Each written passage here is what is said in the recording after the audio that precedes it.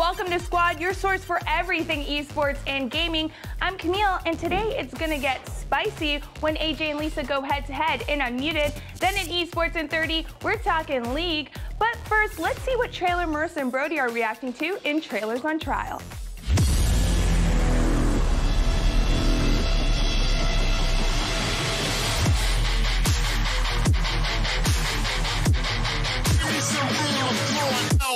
Hey, yo. Elbows. Hey, yo.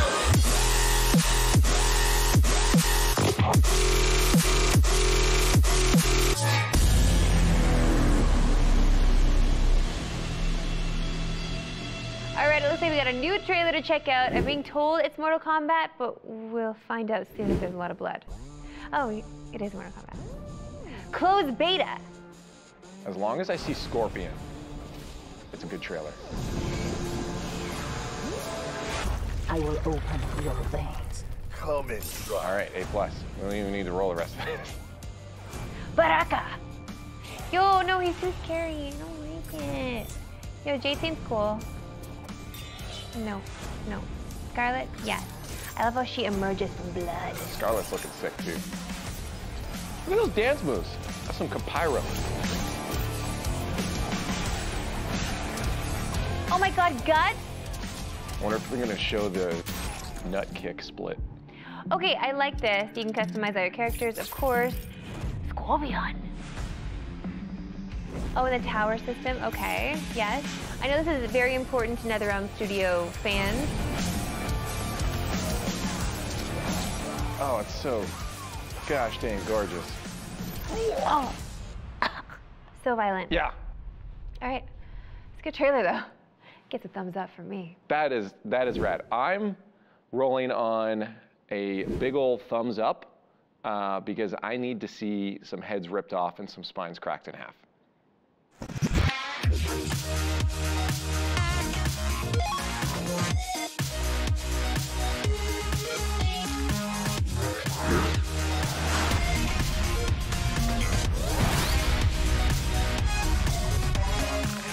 Welcome to Unmuted, where we got your gaming and esports hot topics, hot tweets, and hot AJ Fry. Oh, thanks, Lisa DeWan. So if you're new here, this is how the show works. We're going to put 2 minutes on the clock for each item. We're going to discuss, banter, argue, other things. And if there's also a shut up button. I don't know what other things are. We'll find out as the show goes on. So if either one of us hits this button while the other is talking, we'll be muted for 30 seconds. You'll mute the other person. But then you got to fill that 30 seconds yourself. It's true, easy. I'm gonna put this here because I know you have a habit of not pressing it, so I'm just gonna claim the button for me. All right. Being nice. I don't like it. It's not about being nice. It's about trolling the other person. See what I just did there? Talked over you. Easy. All right. So shout out to the chat. We like it when you call us out when we're being stupid, and we want you to get in on the discussion. So get unmuted and sound off. All right. We're gonna kick it off with one of our stories here on a serious note, as one Overwatch player has retired for a very important reason. Dallas Fuel's Effect announced over the weekend that he would be retiring from the Overwatch League due to mental health issues. Effect said he has been dealing with mental health issues his entire life, including depression, self-harm, and suicidal thoughts, which were intensified by playing Overwatch professionally. He is planning to rest and recover for some time, but he may return to streaming in the future.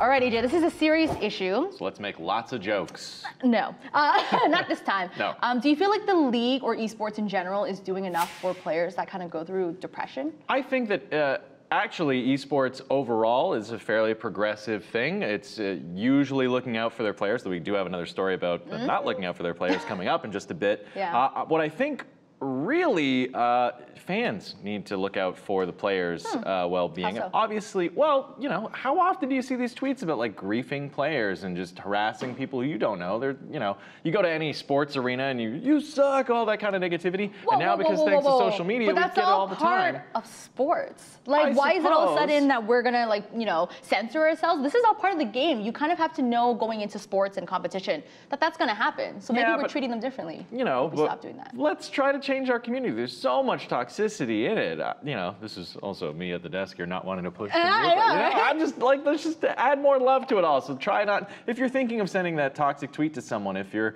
you know, gonna leave that nasty comment or even shout out at the arena, you don't have to. It's not adding anything. If someone's sucking at a game at a professional level, they know. So that's my Don't you think that's a little like babying the players? Because I mean, it's all part of life, right? Handling criticism, handling hate. But let the players smack talk one another. If you're just in the crowd, you're obviously not at their level. So like giving them the toxic stuff, that's just adding to the, you know, the mental strain. No, I feel AJ, you're taking away one of the best parts of being involved in sports and esports. It's you become one with the team and the player, and that's what they want, right? They want you to be invested. Lisa's in favor of you harassing people who have mental health issues. Of course.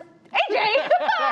That is not true. I'm not saying that. I'm not saying it. I like the idea you say that, you know, as a community, what we can change is, you know, on social media after a game, I know a lot of pros say like, they get a lot of hate, like unreasonably a lot of hate for things that people don't even understand. So I think as a community, we need to stop actually tweeting at the pros, just random hate messages. That's not okay. But when you're at like, you know, a crowd and you're a live event cheering for your favorite pro and like heckling the other one, it's kind of part of it. Live, I'm okay with it. You know what I mean? You know, after the fact, let people rest, recover, and exactly. You know, but major big ups to like Effect taking this step, realizing that he's also not the first player recently to have done this. I know Stellar, I think just last week, also said the same thing. Like he's going through mental issues, but he's stepping back. He realized this is not for him. And it's a lot of pressure there. It is a lot of pressure, which also makes you wonder about player burnout. Like, what if this is a bad time for esports? Mute you if you don't want to get to my next throw. There's just so much going on. You want to? Okay, fine, throw. In other Overwatch news, Los Angeles Gladiators tank Bishu has signed a temporary two-way contract to play for Gladiators Legion for the next few weeks. Legion is, of course, the Gladiators Academy team in Contenders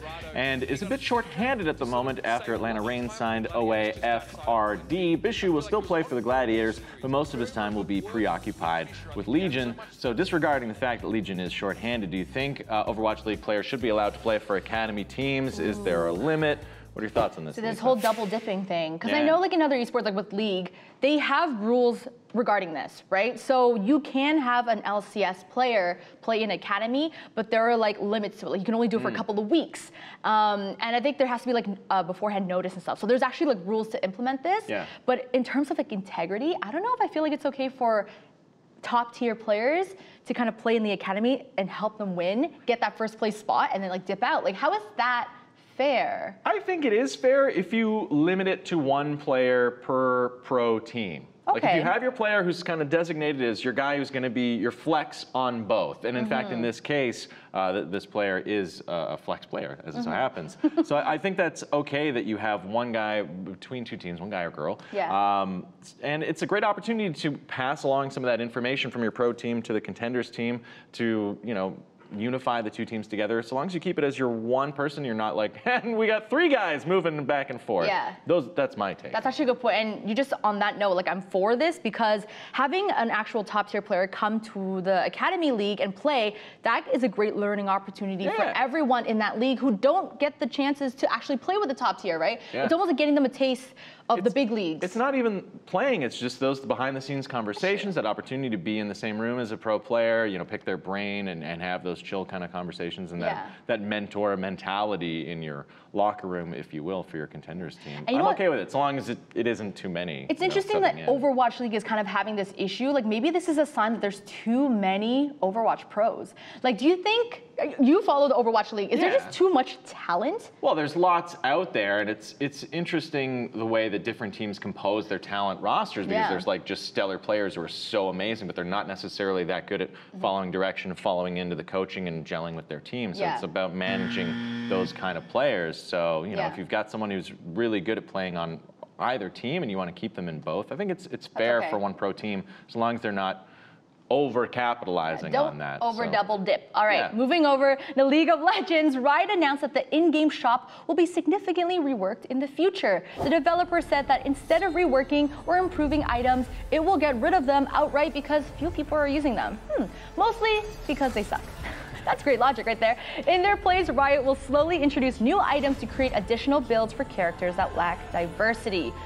All right, AJ, so what do you think about Riot's decision to, this is what they decide to do with items that Well, aren't as soon as I being hear bought? game developer and shopping changes, I am relieved that it's an in-game shop that they're talking about. No real-world monetary value to this. So like, okay, cool. For starters, that's great. I haven't played League in a long time, so for me, I don't even remember what all the items in the shop were. But basically what they're trying to accomplish with this is just to clean up the shop so that when people are actually buying things there, they're not having to scroll past and you know, move beyond these crappy items that no one's taking anymore. That's when you know you're a scrub, and I'm saying this because I do this, is when you don't know what item that you want to buy, so you just like, you scroll through the whole shop to try to look for it. But You're pros, taking they too long. literally, they type it know in, what they're doing. and they're buying it right away. So it's Yeah. kind of like, this is more for the casuals and scrubs like me. I suppose, but still, like if there are people and even casuals aren't using the items, then get rid of them and you know put out new items that people are going to like better or utilize more. But is this the lazy way for Riot to handle this issue?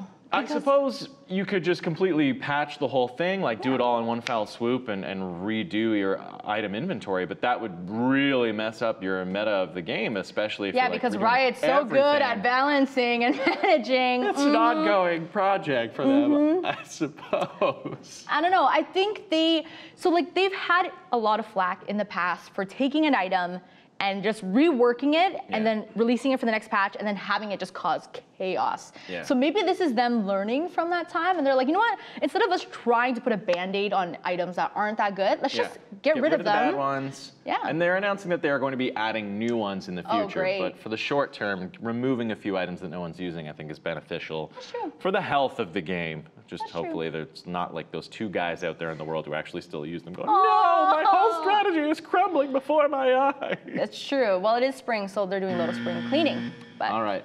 For our last story, we're going to talk about Call of Duty drama. Oh, yay, it's happening again. Everyone's favorite / least favorite drama reporter, Codburner, revealed on Friday that Red Reserve was not paying its players a share of their recent winnings. Furthermore, the team also has not paid its players a salary in months. Red Reserve's players confirmed the news on Twitter, and now Red Reserve is a few steps away from turning into an actual dumpster fire.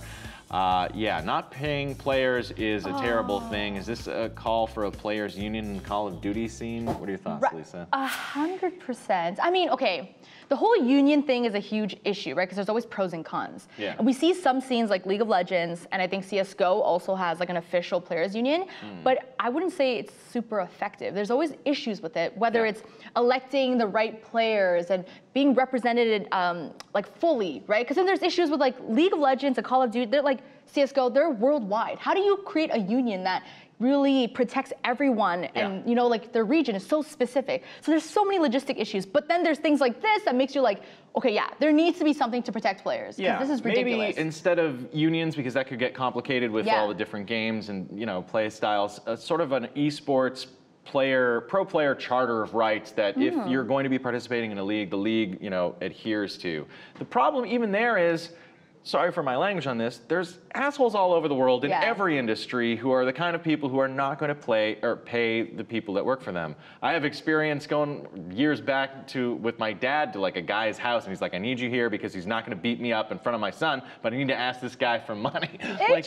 Yeah, it's a harsh Tough world out there. times. There's lots of like instances like my this. It's not just God. esports. So no matter what you do, you're going to run into these circumstances. But yeah, we got to make sure that as a community, we fans support the players who have not received their just deserves. You know what's really crazy about the story? I read the full article. So apparently the guy who's not paying his players, it's simply because like he's caught up in fights with his personal life, like with his wife. That's exactly. So he has no time to pay these players. Like what? And he actually just all of a sudden told him to get out of the house that he's paying for. Like they literally just kicked him out. Kicked him out on the street. It's just a guy who's consumed with his own problems and is inconsiderate of the problems of other people. Why are we letting these guys own teams? Maybe this is a thing on the developer to like screen these owners better. Like why is this guy owning a team in the league? Well, he had money. Fudge. It's all about the money. It is. There you go. All right. Now it's time to see what streamers are up to in Clip It. Get your tissues ready because our first clip comes from Edison Park and it's going to tug on your heartstrings. I have my mom's ring that she got from my dad for when he proposed to her, and so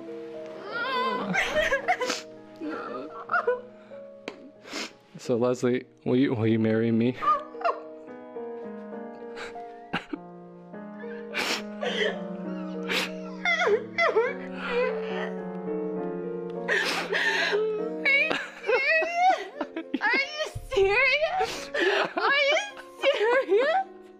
You're not trolling.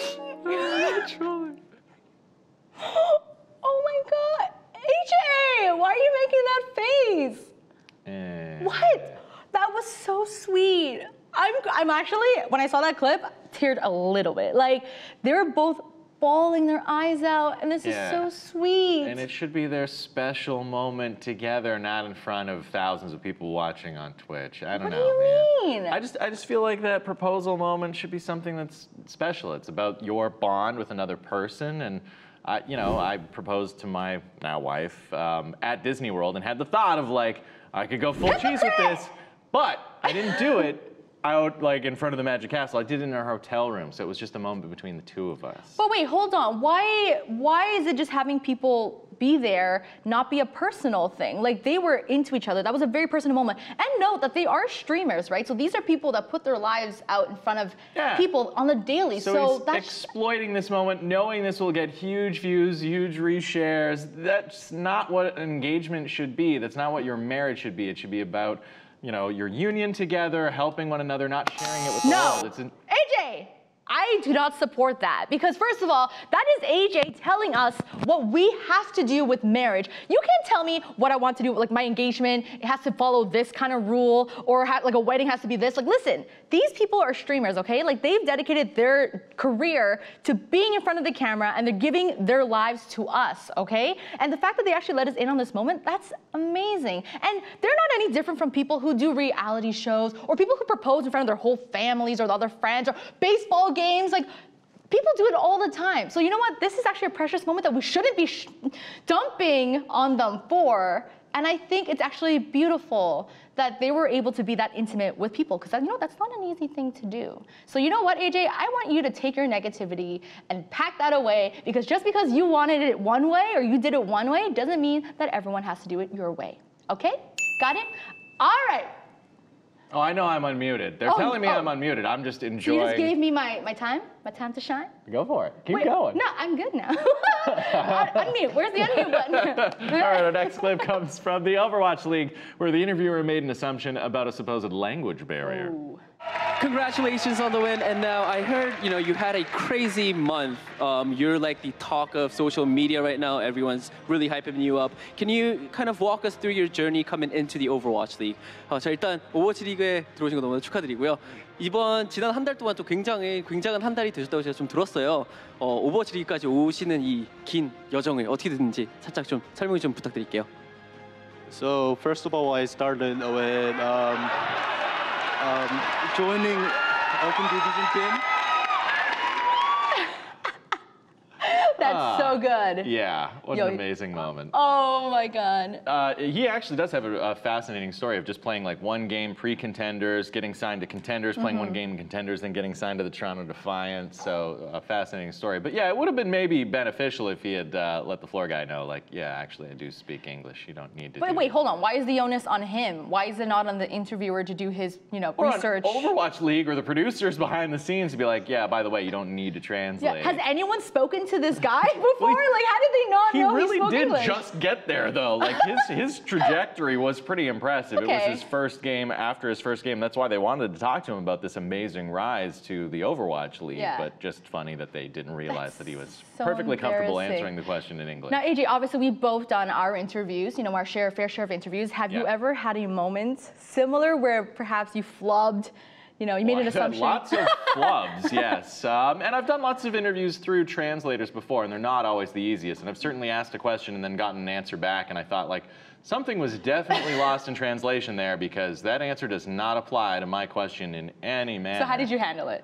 I just moved on because ultimately we were just talking about video games at the time anyway, and it's like, well, I'll ask a different one. You know what you can just do also later. in the editing process? You can just fill in the subtitles what you want them to say. Yeah, exactly. That's what we do. No one's gonna check. No one's gonna check. Exactly. Of course. Oh. All right, moving on. It's time to see what the pros have been saying on social media with profound thoughts. First up, we have a tweet from Smash Pro Hungrybox. He tweeted, "You lose to an opponent 2-0 in bracket. This is their controller. What game or character were they playing?" So obviously you see the box, one button, the control stick. Just Pac-Man, right? Oh my God, you're so logical about this. Do you even need a button for Pac-Man, or was it just the joystick? I can't remember. No, there are buttons, aren't there? What are they for? He's always going around, map. There's no button to press. It's like the button you press to go across the street. It actually doesn't have any input, but it's there psychologically so that people feel like the wait is shorted. Did you guys know this? Oh, the button. The button for pedestrian crosswalks. It actually doesn't have an input. They time it. Like, they've already programmed the time. So the button there is purely for psychological, so people feel like, okay, I'm actually doing something. I can see that at busy street corners during the day, but at night, this even happened to me a few nights ago. Busy street, I'm like, okay, I guess I'm gonna have to use the button to cross the street rather than just waiting for a break in the traffic. So I push the button, and then immediately all the traffic goes away.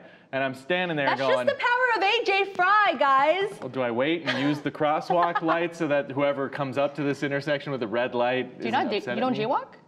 No, I ended up jaywalking because I didn't want to wait around. But whoa! Yeah. Just admitted to a crime. How did we end up on jaywalking from a weird button controller? Single button there. All right, next up, a tweet from Rainbow Six Siege Pro Laxing.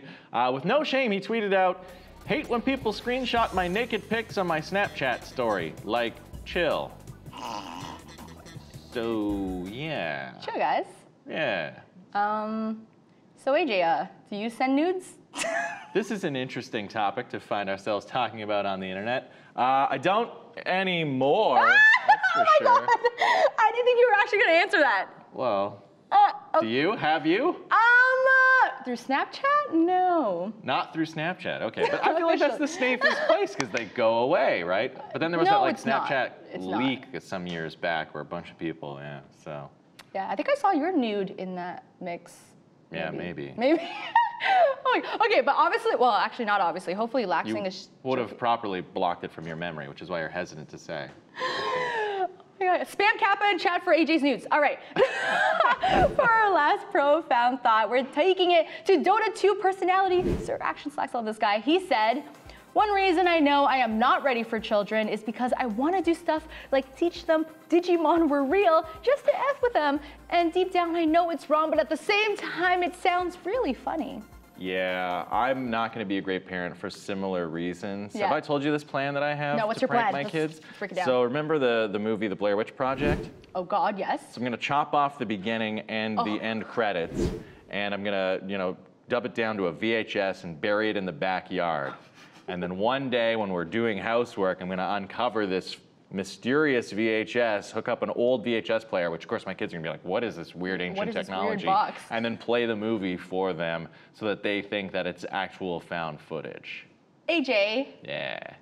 that's messed up and It's a good brilliant. prank. Wait, you're gonna have a VHS like player hanging like. I still have hanging one in around. a box somewhere, specifically so that I can do this prank when my kids are old enough that they won't be entirely traumatized, but just a little bit traumatized. Perfect. You want your kids to be the perfect amount of traumatized. Yeah, exactly.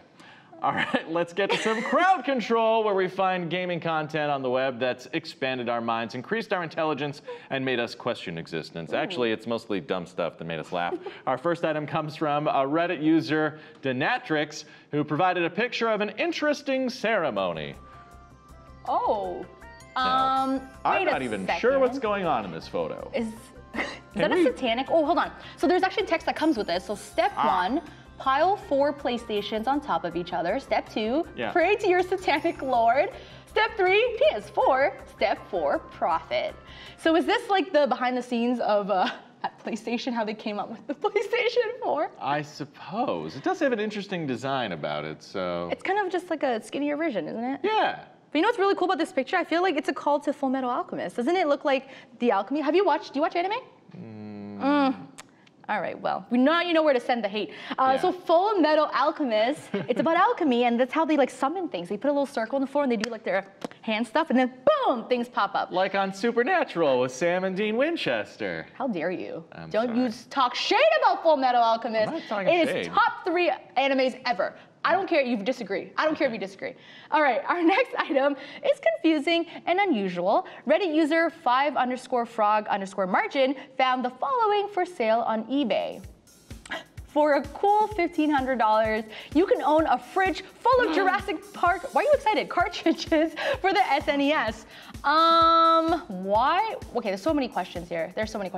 Why would you want a fridge? Oh my God, there's more. There's more there. Oh, there's a second picture. 2 years ago, Zebra Killer on Reddit posted this picture with the title, you were at your friend's house and asked to use their bathroom, and then you see this. What do you do?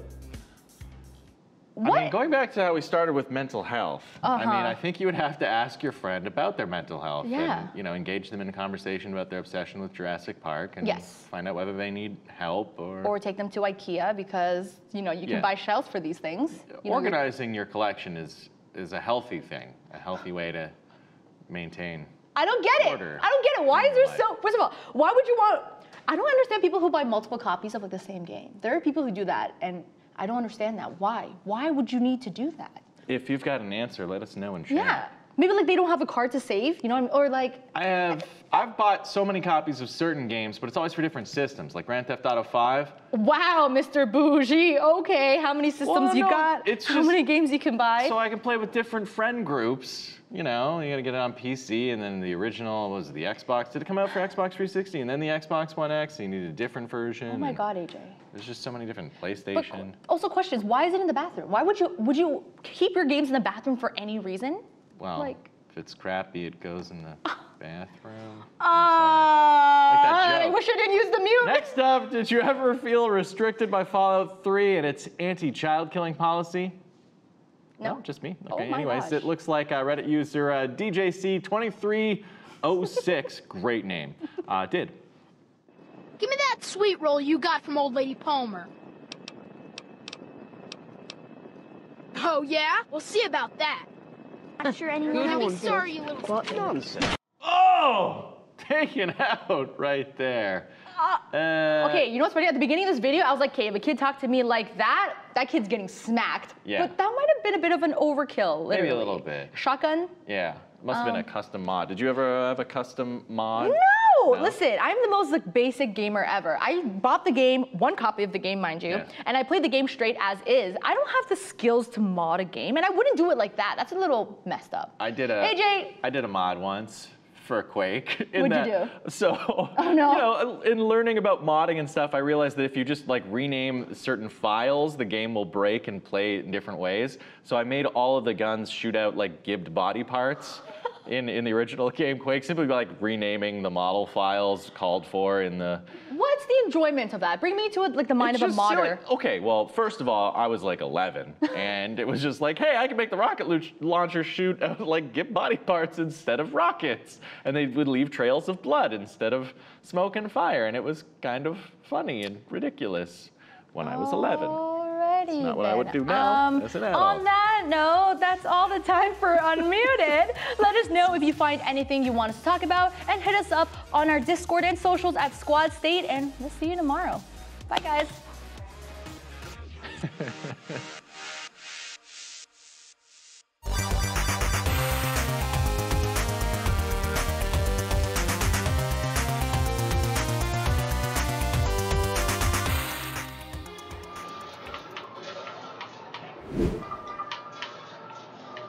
Yo, get off my butt. Oh, shoot. Oh, no, this pedestrian car really got in the way there.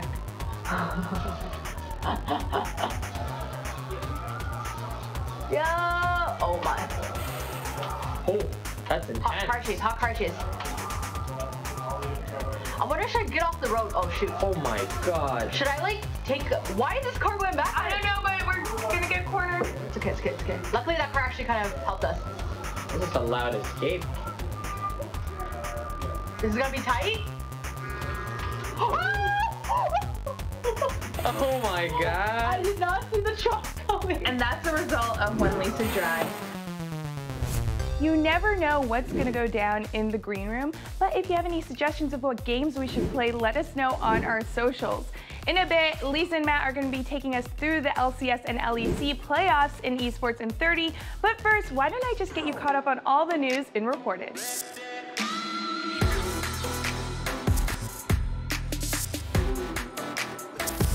After a few months away from the scene, Cloud9 is returning to Rainbow Six Siege with a brand new roster. The North American org has signed Mantis FPS, a Korean Siege team that has dominated their region in recent months. The team has won the Korean Cup monthly 4 months in a row late last year, and most recently won 6 Challenge Korea 2019. As Cloud9, the squad will compete for the first time at the Season 9 APAC Finals, which begins this coming weekend.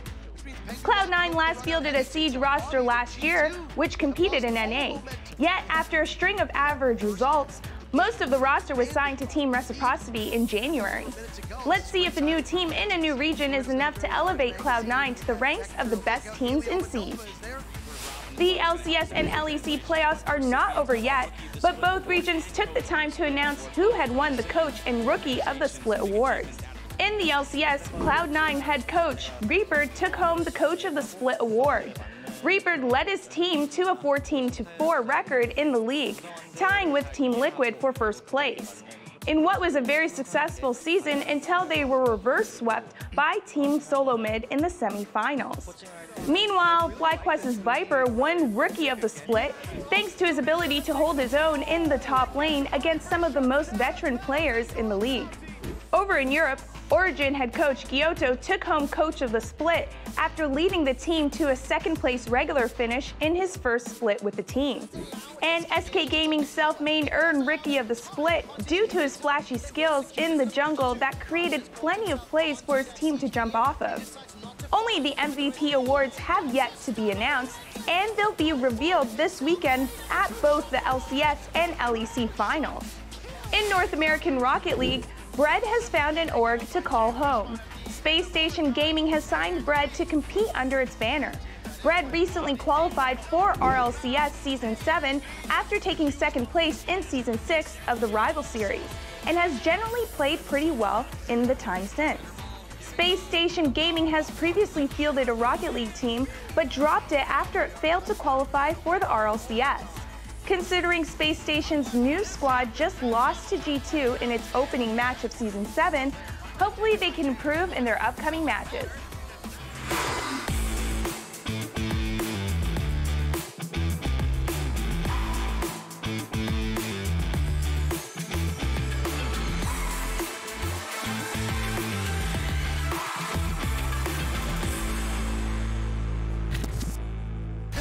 Is trying to run away. The Event Horizon is not working. Primordial Boost does not have enough damage. It is Fnatic that has earned the right to defend their title in Rotterdam. Playing on to 2.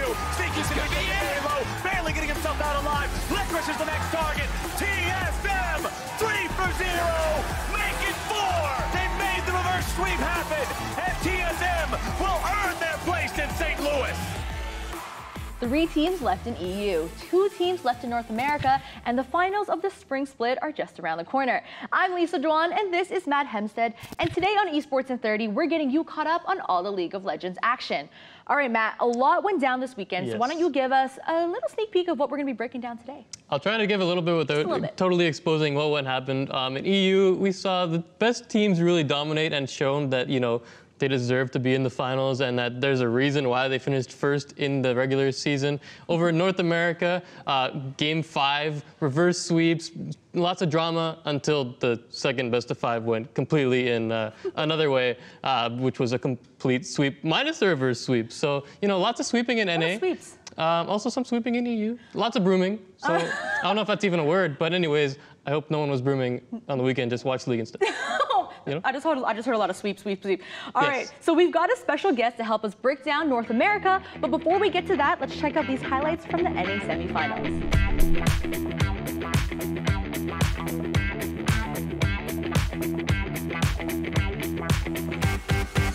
Baron's going to be taken down. Cloud9, having already secured the objective, will now look for the fight. They'll find Pearson, they'll find Smoothie, they'll find Sven, and Cloud9 will look to find the win right here.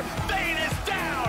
They're looking to go in. It's a broken blade going into the back lines of Cloud9, looking to find the CC. Not going to get a whole lot just yet. Smoothie's going to be taken down by Niski. Sinskaren now finding the damage. Sven's going to be executed. Sinskaren takes him down. Acadian's cut down next. And that is 4 kills Cloud9. TSM will try to hold, but there is no way they can 3v5 this here. Cloud9 have made their way on the Nexus, and they have made their way to match point.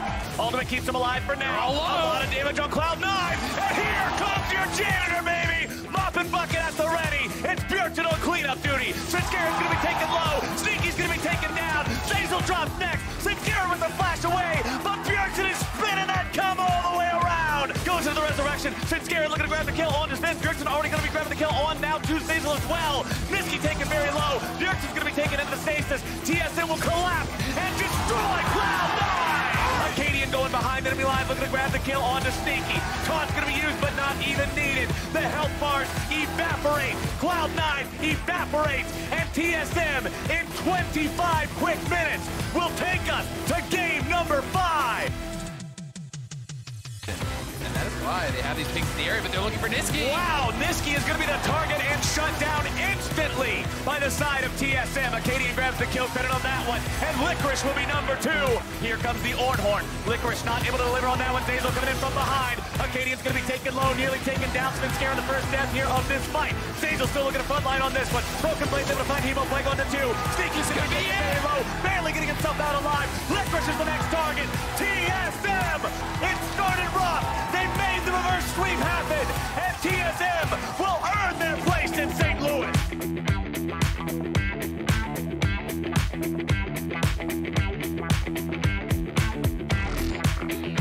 What a huge victory for Team Liquid. They're chasing down Turtle too.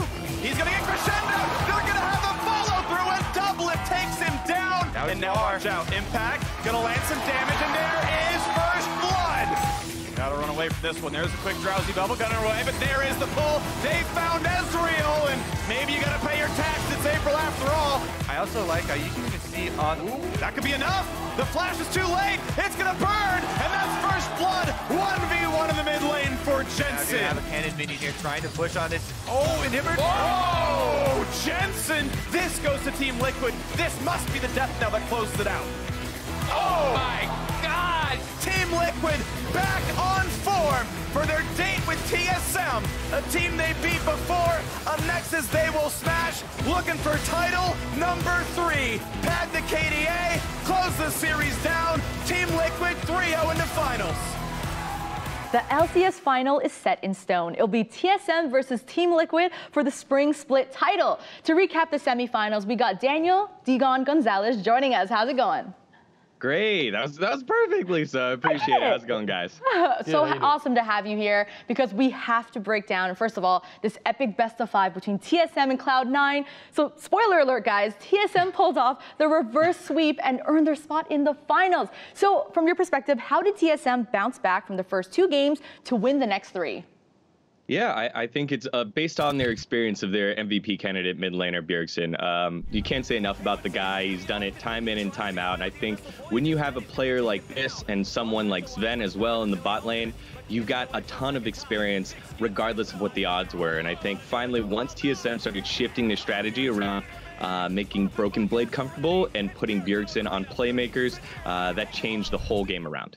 I mean, right at the gate, it looked like TSM was pretty nervous. At least some of their younger players, like Acadian and Broken Blade, whose only playoff experience in North America was against Echo Fox in the quarterfinals.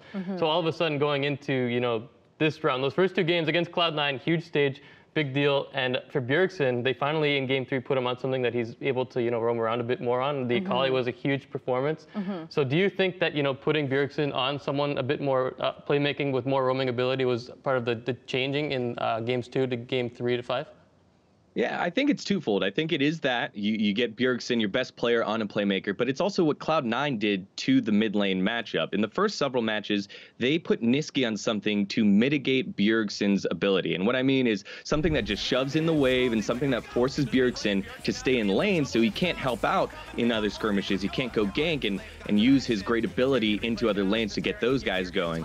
And then in games 3 and 4, they put Nisqy on playmaker. They tried to use Zed. They used a Zillion to try to get crafty, but that was when Bjergsen was on Akali. And so then once it's game 5, now all the momentum has been sucked out of Cloud9 and onto TSM side. So I think it's a bit of both things there, but you saw a difference between a team that was playing not to lose top lane to all of a sudden trying to win through the mid lane. Wait, so do you think that was the first mistake that Cloud9 made, just like switching up the draft and giving Bjergsen that place to roam, like to actually make more plays and stuff? Like that was their first mistake? Yeah, and I would say even in these games, it really didn't matter what side you were on in terms of draft, in terms of picking, because I think it came down to execution. But through the draft, now you're giving a team who has a superstar, probably the best player in the NALCS, more tools. He had more tools to work with. And so anytime you do that, that's pretty difficult. So it's really hard to ever go against Reaper in terms of his draft because they did come up with the Tarek Sono bot lane. However, that's kind of where I would point to. There was one big thing in the draft that kind of stood out, especially in Game 5. I know Reaper got a lot of criticism for picking Ornn into the Braum because, they needed some sort of engage, but the Ornn is basically completely countered by Braum in this matchup. So do you think that was part of the downfall in Game 5, or was there more to it than just that one pick? Yeah, that was a head scratcher. You could have gone Scion. If you really wanted to engage, you could have gone Malphite and put Licorice on something else. But there in scrims, there's definitely that rock, paper, scissors of, okay, let's use something that isn't the Ornn ultimate to get Braum to put down his unbreakable shield, and then we can use Ornn ultimate. And it's a window. And so you're gambling that Smoothie's going to open up those windows. He's not going to have the discipline to not use the shield before Ornn is put down. And it's something that people gamble into all the time. So I would say yes, but I see where Reaper's coming from, and you can opt into that. But yeah, there could have been something else there. In this series, a lot of eyes were on Bjergsen, but let's talk about top lane too, because Broken Blade, everyone was wondering how he would perform. How did you think he did? I thought Broken Blade played well. In the first game, he was 3-0-0 on Akali when they gave him the carry. I think it was more about a tale of two swole bros. You had Acadian go into never played in playoff before Acadian mode in games 1 and 2, and then in games 3 through 5, just completely different player. Even on the same champion, he played Gragas back-to-back, and I think that enabled Broken Blade to show off what he could do, and one of the reasons why they made that switch from him to Hanser now on TSM. So I think it was just a synergetic thing. It went all around. I mean, you talked about Acadian there for a little bit, and I mean, in game 1 and 2, Svenskeren absolutely dominated, and it looked like he would just keep steamrolling over Acadian going into game 3. But all of a sudden, it just kind of, they flipped the switch, and Acadian really bounced back really well. How does a player go from, you know, being one of the reasons why the team is losing to all of a sudden just showing up in game 3? Is it just really as simple as, you know, nothing left to lose, which is what some of the TSM members were saying? Yeah, I really do believe that. And you think about Acadian's career, he spent time over at Echo Fox, obviously in Optic, and now at TSM. And he wasn't even supposed to be the starter here. He was supposed to be Grig once again. And I think when your back is against the wall and you don't have anything left to lose, you think about your journey that's been there. And Matt is very, very good at being able to reset after a couple of downfalls. And he knew, hey, this is on me. I'm not able to unlock my mid laner to get him to roam. And that's what I loved about his performance yesterday or 2 days ago, because of the fact that he played the same champion over and over again. He got to play Gragas, and you got to see what a bad Gragas looked like, and you got to see what a good Gragas looked like. And that is a hallmark of a championship type jungler. Now, speaking of jungle, we have to mention just this champion, Jarvan. Is there just a curse on Jarvan? Why is Jarvan not performing that well in, I guess, NA?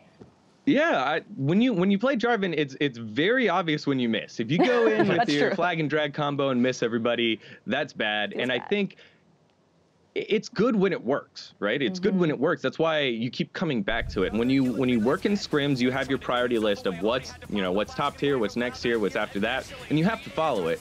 And I think J4 and Cloud9 have been synonymous back at the contract days. Like, that's where Contracts made his name in Worlds 2017. And I think here's an opportunity to get Svenskeren, who's now lost a couple games in a row, on something that he can at least facilitate the ganks, use your laner's abilities. You have Licorice, you have one of the best bot lanes in NA, and he just wasn't quite able to get it over and over again compared to the Kindred that was running around, the Gragas that was using displacement. And it's so easy to look at that and be like, oh, look at the stats, that pick's not great. But in scrims, if that's what's been working for you because of how it's supposed to work, which is get your other laners going, then you keep coming back to it. Unfortunately, it didn't pan out for Cloud9. Yeah, Jarvan didn't look so hot, but something that's kind of new. I mean, we've seen it in Academy a little bit, but obviously we need to talk about this Sona Tarek Bali that kind of came out of nowhere. I mean, you know, Cloud9 brought it out first, and it looked pretty damn strong. So what is it exactly that makes this lane so tough to beat? Because, I mean, they just seem like they can sustain through basically anything. Yeah, that's basically it. You know, every patch, there's always something that can slide through that the balance team doesn't really realize. I think for a while it was Ardent Sensor was broken all of 2017 season 7, and no one noticed. No one knew. No one was ever building it, and there were no patches for it that updated it. It was the same thing from MSI on to the end of Worlds, but everyone had to build it. I think it's the same thing here. Sona and Tarek, with their healing, they're able to take upfront burst because Sona has the power cord with her auto attack. She is ranged because any other healing combo, you don't really have a ranged combo to dish out damage, but you're able to build Lichbane, you're able to facilitate that with auto attacks, and I think that makes it such a sustainable lane. And unless you have kill potential, unless you're playing like Blitzcrank and you're hooking someone under the turret with Ignite and a gank coming, that lane is so safe just with the healing, with the passive armor that comes from Tarek. So I think that's something that teams will look to continue to exploit if it's not patch fixed, bug or fixed. banned. Yeah. Or in the banned, finals. Here it comes. Oh my gosh, it's funny because actually I Will Dominate, I know you're friends with him, he actually tweeted out saying players have to choose between playing Sonic. See, I just put their names together. Sona and Tarek bot lane or touching a woman. It's like, it's so dirty. It's pretty grimy, yeah. Oh, I'm gonna become a dirty Sona player. There you go. Confirmed. All right, let's hone in on that Team Liquid and FlyQuest matchup now. So it wasn't very close as Team Liquid walked away with a 3-0 sweep. So do you think TL is now back to like their early split form where they're looking very strong? Yeah, and I would say that I think when you are reaching the heights that Team Liquid were throughout the season, it gives you leeway to experiment a little bit, which is why you have that recency bias of Team Liquid being on a downslope and possibly looking vulnerable. I think they were just experimenting and trying different things, and so it ended up with not the perfect record and a couple of losses at the end of the season. And to be honest, I bought into that. I thought FlyQuest was a good matchup for Team Liquid. You go ahead and play through Viper through the top lane and try to exploit impact, which time and time again team tries to do, because you can't do it through Jensen, you can't do it through Double Lift. Xmithie's such a smart jungler, so let's work through former world champion Impact, and that didn't quite pan out for FlyQuest either. And I think after that first game, everything fell apart. It's tough because it was such a heartbreaker, because FlyQuest was in it for such a long time, and they were stalling out, trying to outscale this Sonateric bot lane in game one. Fortunately, they weren't able to, and you could just see the faces. I think I saw Turtle's face after game one. The cameras panned to him, and he looked more sad than usual. Turtle usually is like, I hate losing, but this one looked like, dang, I just lost to Sonateric. Feels bad, And even on that, every time they went to Pobelter's cam, it looked like he had that nervous laugh, like, oh no, we're getting stomped. This is it. But I mean, one thing Double Lift said after they beat FlyQuest was that they've been performing like terribly in scrims, absolutely horribly. I think he said like they had a 20% win rate possibly, which is not good in scrims, and they had to do some deep diving into how to get back to their old Team Liquid days. So how do you think, like, is this a concern going into the finals, or are they now just okay? They shook it off on stage against FlyQuest, and they're good to roll forward? I think when you go into a slump like that and you don't have a game, so say they had that bye week last week, then there's some concern. But the fact that they were able to show up dominantly against this FlyQuest team, that was an upstart. That seemed to be like a fan favorite here.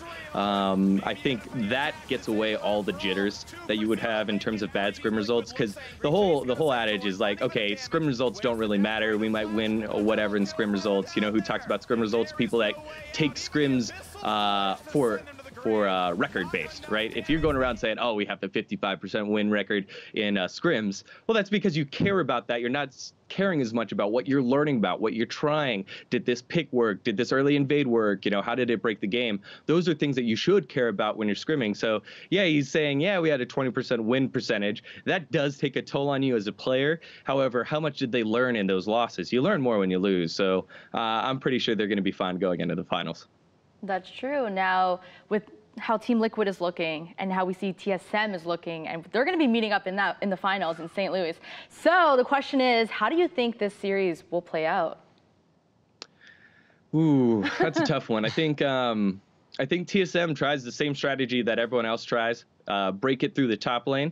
Go through Viper. I mean, not Viper. Go through Broken Blade to try and work Impact a little bit, but it really, to me, depends on which Acadian shows up, because Xmithie is such a smart jungler. Everyone always talks about how smart he is, great pathing, deciding when to engage and when to disengage, and Acadians seem to have lost that in the first couple games, and you can't afford to drop a couple games against this team with Double Lift, with Jensen, with world champion Core JJ.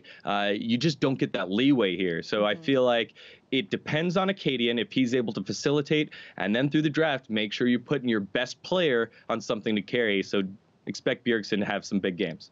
Ooh. All right. I want a hard answer though. I want, like, you know, the prediction, which team, how many games, everything.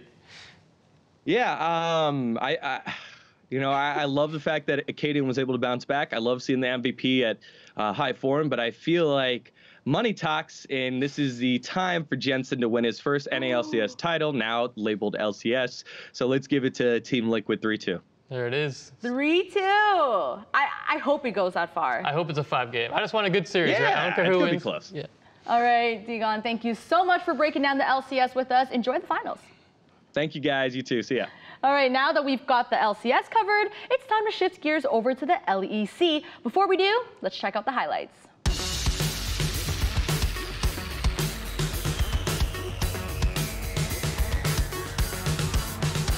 Vizichachi's not with the team. He's late to the party. Dragon secured by Brox and Fnatic. There's the flag, the drag, the dunk. Spies have once again boxing at the Dragon. But there's no flash on Norskaren. Azuse is here. All right, Broxer's coming in as well. He's going to tunnel over the wall. Cobby goes forward. He's already got a kill, got a reset. Jumped on Broxer's headless. Nexus is now being focused. Nemesis is stepping forward. That's a triple kill. Picked up for Cobby. The Quadra, the Nexus, and Splice even the series. Oh, Bwipo's going to fence, see it, but at what cost? The Emperor's Divide. And Bwipo's going to get into... Ooh! Where did that damage come from? I demand a replay. Can Splice do this again? Hennessy dumps all the way forward. Fnatic is split up, but it's already cost him. Brooks has gone down. Reckless has gone down. Ladies and gentlemen, Splice will not go quietly. Whippo and Brooks. Oh, they're going. They're going for the Nexus. Kobe flashes back as defensively. Whippo's going to try to use that well then. That's going to bring it back up. The Nexus is being focused. That's a kill to Reckless. Fnatic have done it. What the hell is that ending? All right, take a look at this. Teleport's coming out. Chachi's already down. Xerxes used his ultimate, remember. Going to use that devastating charge into Whippo. Whippo's going to go down. Now the tension turn around. Nemesis running for his life. He's tumbling. He stays alive. All of a sudden on the back end, Reckless is going to clean things up as Kobe is now left alone. Kobe is trying to run away. The event horizon is not working. Primordial Boost does not have enough damage. Splice put up a good fight. They improved and impressed, but it's Fnatic that will have the last laugh. It is Fnatic that has earned the right to defend their title in Rotterdam.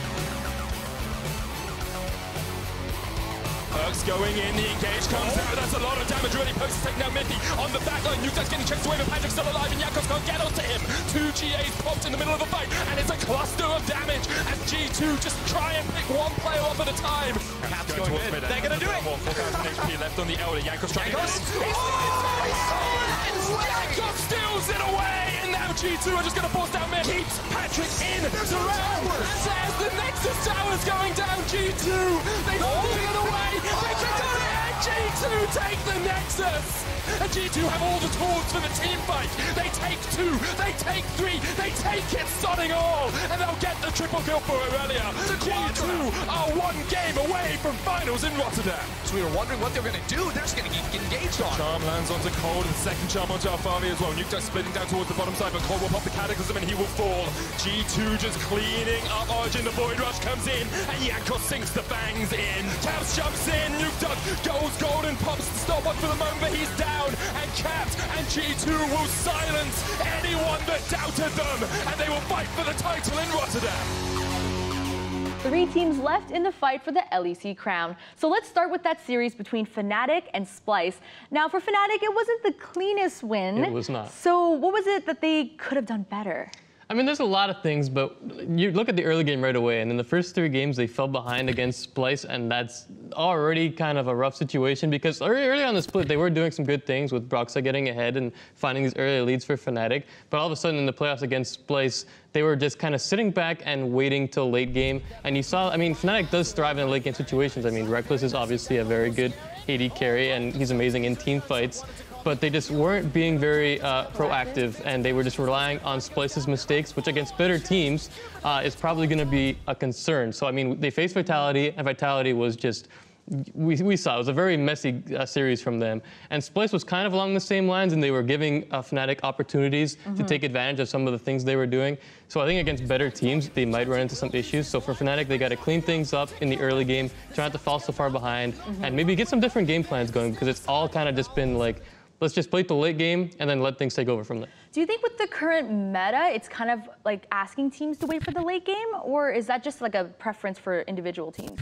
I think there's different ways to play it, and it kind of all depends on what you want to run in the AD carry position. And I mean, some teams are running mages, some teams like Fnatic are going with these scaling AD carries like Sivir, in which you just really want to sit back, push the lane in, and then just try to scale up and get some items. So I think it is pretty varying in what you want to do. But Fnatic, they're just like, you know what? Sometimes we pick Karthus jungle, sometimes we pick Sivir AD carry, and the best situation with those picks is obviously just to sit back. And I guess that's what they feel most comfortable with. Now, on Splice's end, what do you think they could have done, perhaps, to put up a better fight? I do want to call it Splice a little bit, because something they did I really didn't like. And I mean, you have Kabe on this team, right? He was voted as the first pro team, whatever the wording is for the LEC. Everyone thought he was the best AD carry this split. And yet they put him on mages twice. I mean, in game 1, he was on Zoe. In game 4, he was on Veigar, a champion that they didn't really even give him a good situation to be on, because they picked it in the first pick ban phase. And then Fnatic totally countered it afterwards, so he was kind of a sitting duck. But you have this guy who, in game 2, they had an entire game plan to give him an early lead, and it worked out beautifully as he got 14 kills on Tristan. Ooh, that's the dream. Kills. Exactly. That's the dream. So he's this guy, if you go to late game and he's on a scaling AD carry, he can give you a chance to win no matter what. He can go head to head with Reckless in those late game team fights, and instead they put him on these mages, which he was fine on, but let's be honest, he's not as good at mages as he is on AD carries. Just time played, right? Straight up. So for Splice, I mean, I don't fully agree with the game plan going into it. I think they tried to be a little too cute, where they should have just gone with what they know and what Kabe is, you know he's going to perform on. So a little disappointed on that, and I think they just tried to be, a little surprising for Fnatic. Because of that, so if you see a team take that kind of strategy, doesn't that kind of show that they're probably like insecure and they kind of want to cheese their way to the win? They didn't feel like they can actually match up, so they had to do a shortcut kind of thing. I think a lot of the idea in Splice's mind was, we know Fnatic likes late game. Yeah. So let's try something different. Let's try to get that early lead, which they did excel on in a couple of situations. But still, I think Splice's game plan, they like to play similar to Fnatic, where they kind of sit back, let Kabe scale, and go to late game situation. And I guess they didn't want to go in that Fnatic versus Splice, Reckless versus Kabe late game spot. They just wanted to try to counter it by going early, which ended up not working. You know what, fair game, fair strategy, but obviously it didn't work out. Hindsight 2020. Yeah. Let's move on to the other series between G2 and Origin. G2 swept Origin, spoiler, in 3 games. So how was G2 able to take down Origin, who were actually looking very strong coming into the series? Yeah, they had an incredibly strong end of the season, and going into playoffs, a lot of commentators, analysts, myself even thought that Origin had a chance to beat G2, and I still think they did okay. I mean, game 1, they were in a situation where they could have won, but then G2 just kind of showed that they have playmakers across the board, right? Wunder is probably the best top laner, Yanko's the best jungler, Cap's the best mid laner, Mickey X the best support, Perks is climbing the AD carry ladder, even though it's only his first split playing full-time AD carry in the LEC. So I think when you have guys like that across every role that kind of outperform what Origin does on a 1-by-1 level, it's pretty tough, right? So in that first game, I mean, Origin had a lead, but Caps was this guy making plays in the bot lane while G2 was taking Baron, and then Yankos was able to steal an Elder Dragon that kind of put everything over the top. And from there, once you lose a game like that kind of tragically, it's tough to come back from, and Origin just didn't look the same in the next 2 games. Matt, I think the word you were looking for is styling on them. That's fair. Yeah, G2 were styling on them. All right, so now let's look from Origin's perspective, right? They're going on to play against Fnatic in the next match to see who will meet G2 in the finals with the new LEC format. So how do you think this match is going to go? What can Origin do to maybe come back? So the thing that Fnatic, I mentioned before, right, is that they thrive on mistakes. Okay. That's what they do. For Origin, obviously it wasn't the cleanest series against G2. Maybe it was playoff nerves. This team still hasn't had a ton of time together. It's still their first split. But during the regular season, they're this calm and collected team that everyone was praising for just doing things systematically. And if they can get back to that playstyle, I can see them doing pretty well against Fnatic, because they don't generally make those crazy risky plays, right? They get a pick or something, they'll play slow and then catch you off guard. So if they go back to that playstyle, I think it could work against Fnatic, because they generally sit back and let you do what you want, right? Right. So again, I think they need to revert to their playstyle from the regular season, and if they do that, then they're in a good spot. But if they just let Fnatic play their game, go to late game, and let Reckless take over, it's going to be rough. But it depends on what team adapts better to what they did in this round, right? Okay. But now, is there even a chance for either team to really take down G2 in the finals? Like, who stands a better chance, if any of them? I want to say that they do have a chance, but I mean, you look at what they did against Origin, and it was pretty dominant. And again, it goes back to just each position and how dominant they are, right? I mean, that's how they won during the regular season. They're just like, I'm going to beat you in lane, and then translate that to the rest of the game. And even if they don't win the lane, they still have these guys who are just so good on a macro level. Like, Caps knows to split push to build pressure for his team so that they can then take objectives, even if they're behind on gold. It's absolutely brilliant in the way they play the game, and just having dominant laners gives you that edge no matter what. And I mean, if it's against a Fnatic who lets to sit back and let G2 take that early lead, it's going to be ugly. And they just 3-0'd Origin. So, I mean, money's on G2. I think Fnatic might have a better chance than Origin. Yeah, I would say the same. But yeah, it's looking rough. I mean, if you look at the history of Fnatic, they've shown that in clutch moments, they can pick the right team fight, and they can turn a game. So I would put money, we're not betting here, we would put money on Fnatic. So we will see in the finals who comes out on top. All right, Matt, we have one last thing to take care of. It's the player of the week. So of all the players that have performed amazingly over this week, who is your choice for our player of the week? I think it has to be Bjergsen, because you look back at what dGON said, right? And he's that veteran presence on this team that you kind of fall back to when everything's on the line. And they dropped the first 2 games, and all of a sudden you put Bjergsen on Akali, you put him on Zoe, you put him on the Zillion, who he's kind of known for at this point, and he completely takes over some of these games. I mean, on that Akali, he was roaming, he was finding the carries with low HP bars and finishing them off. He was finding those picks on Zoe to just put out a ton of damage. And without him, with a lesser mid laner, I don't think they would have been able to pull off this reverse sweep. I know a lot of credit goes to Acadian for pulling things back, but at the end of the day, it has to go to your leader, right? The guy who's that backbone, that staple to your team, who's going to pull them back, be like, guys, look, we're down 0-2.